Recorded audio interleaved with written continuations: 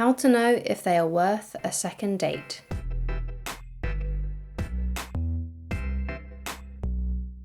Hi guys, my name is Christine. I'm a dating, relationship and personal development coach. And today I'm talking about how to know if they are worth a second date. So you've been out on a first date with someone, but how do you know if they are actually worth the second date? Now, sometimes it might be the case of you need to give this person a little bit more time, especially if your date was brief.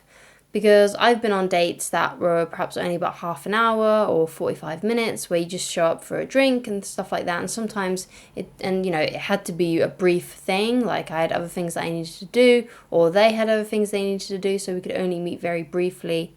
So basically, it depends on a lot on that. So if you didn't spend that much time with them, then they probably deserve a second date just by the fact that you didn't really see them that much and you didn't get to know them very well. Now, it might also be the case that you met them and you only saw them for a little while and you realize that they're just not for you. Then, well, if you know that they're not for you and it's not going to go anywhere, then obviously you shouldn't go on a second date with them and waste any more of your time or any more of your money if you did pay for anything at the date. So you kind of need to think about that kind of thing before you ask someone out on a second date. Like, did you actually spend enough time with them? And if you didn't spend enough time with them and you do need more time to get to know them to see if they're right for you, then of course they deserve that second date. Whereas sometimes though, you do have a long first date. You do, a lot of things on a first date. You spend like a good couple of hours with them. And usually you can tell if they are actually worth a second date during that amount of time, if you're asking the right questions, if you're looking out for the right things. So one of the ways you can tell basically if someone is worth a second date is if you personally actually really, really enjoyed the date and you got along really well and you thought that it went really well.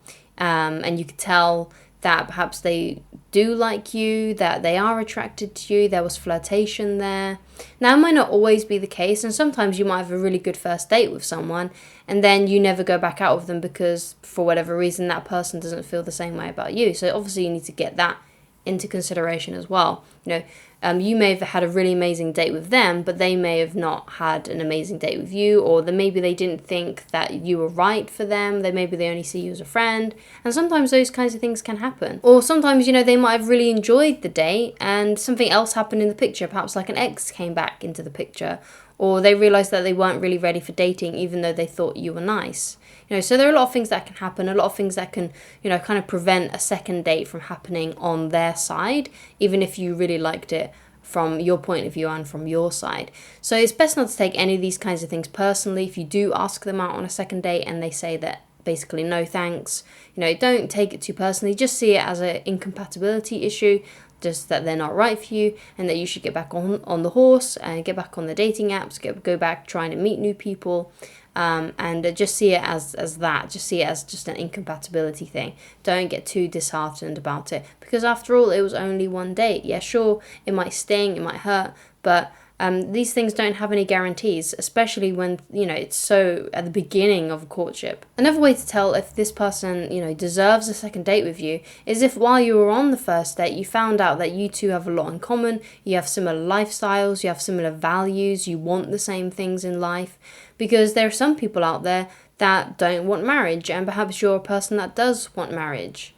There are people out there that want kids, and you might not want any kids. There are people out there that, really love the party lifestyle, but whereas you might be someone who doesn't like going out partying. They might be someone who drinks a lot, and you might be someone who doesn't drink a lot. They might be someone who smokes a lot, and you might be someone who doesn't smoke a lot. Now, I'm not saying that you can't. It depends on how big of a deal breaker these things are for you. Because I've known couples that where one person smokes and the other one doesn't, and they get along fine. But it depends on, what you want in a partner. And if you do want someone who doesn't smoke or something like that, then there's no reason why you should be with someone who does that. And it might be the case that someone might be watching this and they do smoke and they also want to be with another smoker, And that might be a big deal breaker for you because that's how you live your lifestyle and you really like it if your partner smoked as well. All these things you need to take into consideration and, what your deal breakers are. So if you figured out that actually, hey, we have a lot of same values, we like the same things, we, want the same things in a relationship and those kinds of things, those really big things, then they deserve a second date. And it may be the case that you didn't really get to know them that well, and you don't really know that much still about them. You don't really know that much about these things yet. So you might not know what their values are, what their lifestyle is like. Then now you know on the second date, if you do go on a second date with them, that you need to ask them more questions about that kind of thing, because that will give you clues on who they are. So for example, an example of a question that, like, an example of this might be something like, you don't have to be so direct about it. You can be a bit more sneaky. So let's say you're someone who doesn't like partying. Let's say you're someone who doesn't like to stay up at 3 a.m. Ask the person you're on a date with what they get up to on Friday nights or on the weekends. And if they tell you that, I sometimes go out with my friends, we go out clubbing, then you know that this person is a party person. Whereas if they say something different and they go to bed at 9 p.m. or they say that, I like to go and walk my dogs during the day or I like to go and visit friends during the day, and they don't mention anything about partying, then you know you've got someone on your hands that probably is a lot more like you. So that's just kind of like a sneaky way you can ask those kinds of things.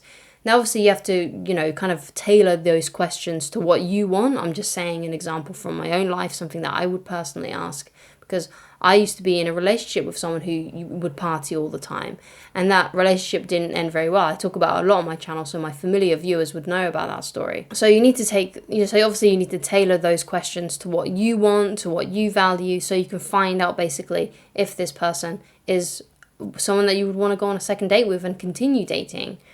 And also, you don't have to be indirect about it, like that question I just suggested. You can be more direct about it if you want to, as long as you're not sounding too intrusive.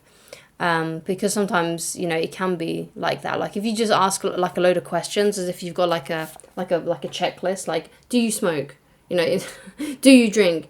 How often, when was the last time you broke up with your ex? If you have something like that, then it's going to kind of look, obviously you probably won't have that anyway, but it's kind of like, if you do one question after another like that, it can sound a little bit like an interrogation. So kind of put your questions into something that, drop it into normal conversations and normal topics that you might be talking about. Another way to tell if you should, go out on a second date with them is, did they show up late? If they showed up late, then you probably shouldn't go on another date with them. But if they showed up on time, and if they did show up late, they may have messaged you to say, hey, I'm just running a few minutes behind.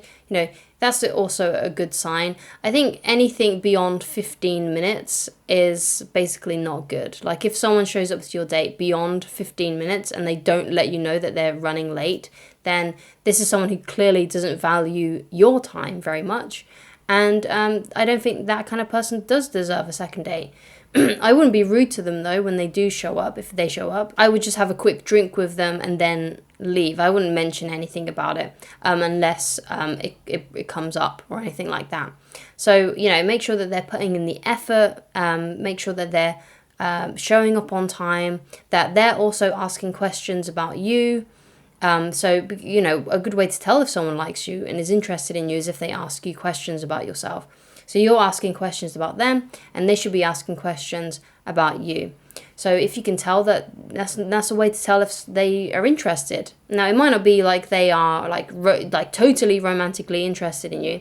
It just means that they're putting an effort to try and find out who you are, right? And if they're putting in effort to find out who you are, then they're worth a second date, and you should ask them out on a second date. So let's quickly just dive into shy people, because this was something that I experienced when I met my wife. When I first met her on that first date that we had, she was relatively shy. So I knew that it would take a little bit more time for her to warm up to me, because I was someone who used to be really, really shy. And by the time I'd met my wife, I had actually overcame my shyness. So I completely understood where she was and how she was feeling and stuff like that. So I was like, okay, I'm just dealing with another shy person which was like what I was when I was younger. And so I was like, okay, I'm going to give her, I'm going to go on a few dates with her, because I wasn't sure. I was like, what, does she like me? Or is she just shy? Because sometimes people can be shy if they don't, or seem shy if they don't actually like it and they're not actually feeling it. So I was like, okay, I'll go on a few more dates with her. And, how I knew basically was she did keep on showing up to the dates. Every time I asked her if she would like to come and hang out and go on a date with me, she would come. and things developed romantically, and it worked out. So basically with shy people, they just need a lot more time to warm up to you. And if they like you, even if they're shy, they will still go out on dates with you. They will still show up, right? They'll still say yes, they'll still show up on time, they will be there, basically. It just takes them a little bit more time than extroverted people, those people that are a little bit more confident, to warm up to you. Unless you are specifically not looking for someone who is shy, then, or it's a deal breaker for you, you definitely don't want to be with someone that's shy, then, continue dating the shy girls and guys that you may be dating. And that's my advice on how to know if they are worth a second date. Thank you so much for watching. If you would like coaching with me, then please go to www.christineloveridge.com. Thank you so much for watching, and I shall talk to you again very soon. Goodbye.